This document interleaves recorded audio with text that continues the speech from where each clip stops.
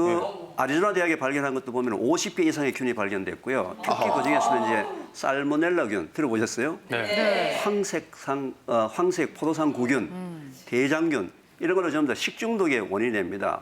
갑자기 밥을 먹었는데 설사가 난다. 분명히 어딘가 주방용품 속에서 문제가 생겼을 확률도 굉장히 높습니다. 그래서 항상 습기가 있고 온도가 있고 또 거기에는 음식물 찌꺼기가 남아있으니까 이 세 가지 때문에 항상 세균이 왕성하게 번식할 수 있는 가장 최적의 상태가 주방용품입니다. 꼭 오늘 제가 하시기 바랍니다.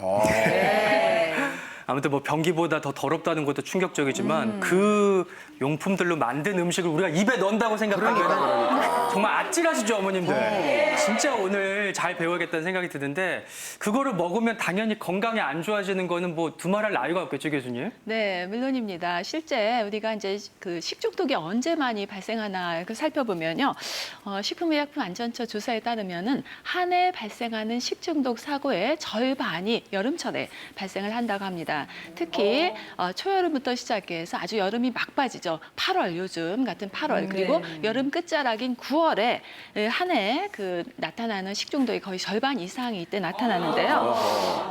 특히 이제 그 2017년도 한국소비자원에서 그래서 수도권 가정 103곳에 있는 주방용품 다 전수조사를 했어요. 그랬더니 그 주방용품 중에 28%에서 식중독균이 발견됐다고 합니다. 예를 들어서 이제 냉장고, 우리가 냉장고 하면 굉장히 깨끗하다고 음식을 보관하는 곳이니까 깨끗하다고 생각되는데 이쪽에는 그 아주 강력한 세균성 식중독을 유발하는 살모넬라균이라든지 리스테리아균이 발견이 되었고요. 네, 또 반찬통에 도 살모넬라균이 그리고 뭐 믹서하면 우리 아기들 이유식 만들고 뭐 주스 만들고 거의 그대로 드시잖아요. 믹서에서도 살모넬라균, 대장균 이런 것들이 발견됐다고 합니다. 그러니까 우리가 식중독하면 보통 뭐 상한 음식을 먹었거나 식품을 잘못 보관했다고 생각하는데요. 이것뿐만 아니라 식기라든지 주방용품을 위생적으로 관리하지 않았을 때 이러한 식중독 사고가 유발할 수 있다는 점을 잘 생각하셔야 되겠습니다.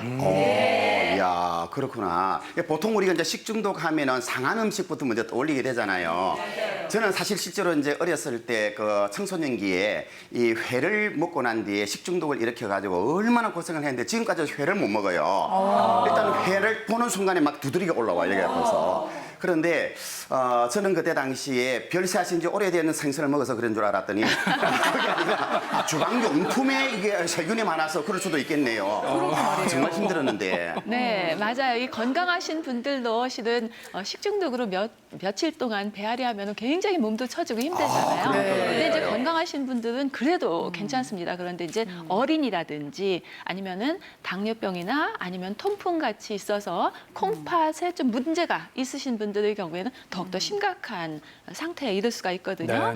예를 들면 이제 콩팥이 예를 들어서 이러한 여러 가지 용혈성 대장균이 식중독균으로 들어오면은 콩팥 손상만 될 뿐만 아니라요.